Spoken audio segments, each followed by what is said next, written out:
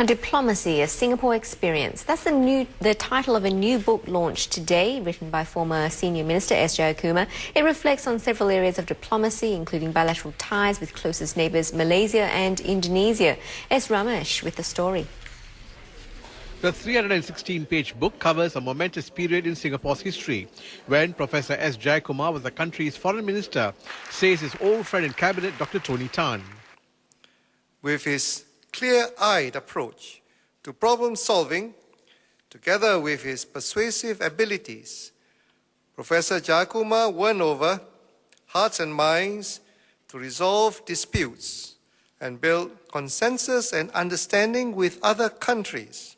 For Professor Jayakumar, his involvement in the Pedra Branca case was most memorable, as it spanned some 30 years, starting from his university days as a law lecturer. From time to time, you will have hiccups, you will have little problems here and there. You have to manage those problems as a foreign minister, but to do it in a way that, while you protect your sovereignty and your national interests, the entire tenor of your overall relations with that country or countries is never lost sight of. When Professor Jayakumar originally started to pen his thoughts on diplomacy, the Singapore Experience, he had not planned to produce a book.